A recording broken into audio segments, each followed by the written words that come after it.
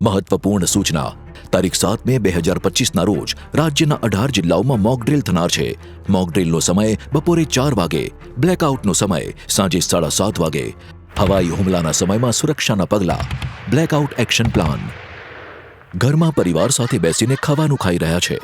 શહેરની ગલીઓમાં બાળકોનું હાસ્ય ગુંજી રહ્યું છે. બજારોમાં આવન જાવન ચાલુ છે. આવા સમયે લાગે છે કે બધું જ હંમેશા આવું જ રહેશે. પરંતુ જ્યારે સાયરન વાગે, પરિસ્થિતિ ક્ષણભરમાં બદલાય. ભારતની સુરક્ષા માત્ર સીમાઓ પર જ નહીં, આપણા ઘરોથી શરૂ થાય છે, આપણા બધાની સાથે. જેવી સાયરન સંભળાય, વિના વિલંબે સુરક્ષાના પગલાં ભરો. બધી લાઇટ્સ, પંખા અને ઇલેક્ટ્રોનિક સાધનો બંધ કરો. પડદાઓ પાડી દો, બારીઓ બંધ કરી દો.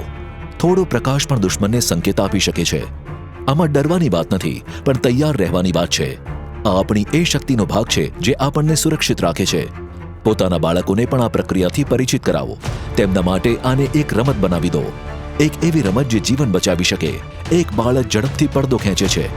એક કિશોર દાદીની મદદ કરે છે લાઇટ બંધ કરવામાં. એક પરિવાર એક સાથે બેઠો છે, શાંત, સતર્ક અને તૈયાર. આખા શહેરમાં જાગૃતિ ફેલાય છે. છત પરથી યુવાનો મીટ માંડીને જુએ છે, ક્યાંય કોઈ પ્રકાશ તો નથી દેખાઈ રહ્યો. મહિલાઓ આસપાસના વડીલોની સાર સંભાળ લઈ રહી છે અને દૂર સીમા પર આપણા સૈનિકો અડગ ઊભા છે, શાંત, સતર્ક અને નીડર. આ ભારત છે. દરેક ઘર એક કિલ્લો, દરેક નાગરિક એક સુરક્ષા કવચ.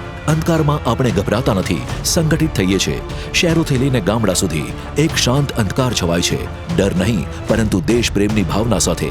એકમેકની સુરક્ષા માટે સમર્પણ અને વિશ્વાસની સાથે કે પરિસ્થિતિ ગમે તેટલી વિકટ કેમ ન હોય, ભારતના દરેક નાગરિક મક્કમ બની ઊભા રહેશે. સાયરન વાગે એટલે લાઇટ્સ બંધ, પડદો બંધ. શાંત રહીએ, મજબૂત બનીએ. આપણે ભારતના છીએ, ભારત આપણું છે. વંદે માતરમ.